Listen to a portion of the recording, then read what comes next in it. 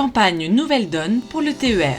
Alors que 81% de nos concitoyens habitent à proximité d'une gare, la voiture tient encore une place écrasante dans les déplacements quotidiens. A contrario, les TER, qui avaient connu une augmentation de la fréquentation dans les années 2000, ont stagné depuis près de 10 ans, faute d'amélioration du service. Changer cela est un impératif pour le climat, la santé et le pouvoir d'achat. Les politiques de mobilité du quotidien sont une compétence majeure des régions, qui gèrent notamment les TER. Ainsi, à l'occasion des élections régionales, la Fédération nationale des associations d'usagers des transports, la Fédération des usagers de la bicyclette et l'UFC Que Choisir s'associent pour présenter des propositions concrètes et pragmatiques pour créer une nouvelle dynamique pour les trains du quotidien. Une augmentation de 50% du nombre de voyages en TER est possible et souhaitable. Pour ce faire, nous proposons que la région subventionne l'aménagement d'itinéraires vélos directs et sécurisés vers les gares et les pôles d'échange multimodaux.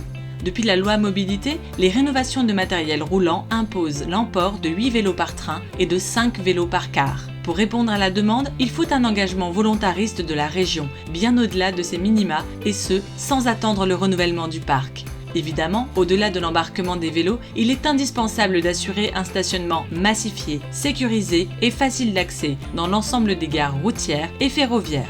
En fin de ligne, les TGV sont rarement bondés, mais les abonnés TER n'y ont généralement pas accès. La région doit négocier des conventions qui le permettent.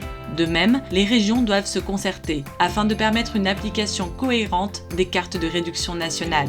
La qualité de service des TER est très en deçà des pays voisins, notamment sur la ponctualité et les annulations. Pour y remédier, il faut, d'une part, augmenter considérablement le système de bonus-malus sur les subventions d'exploitation et d'autre part, automatiser l'indemnisation des abonnés en cas de retard récurrent. La procédure de suspension d'abonnement doit également être simplifiée, notamment en cas de grève. Enfin, la région doit s'engager à concerter de manière sérieuse avec les associations d'usagers. Le TER a tout à y gagner. Rejoignez-nous pour porter la voix des usagers et transmettez cette vidéo aux candidats de votre région.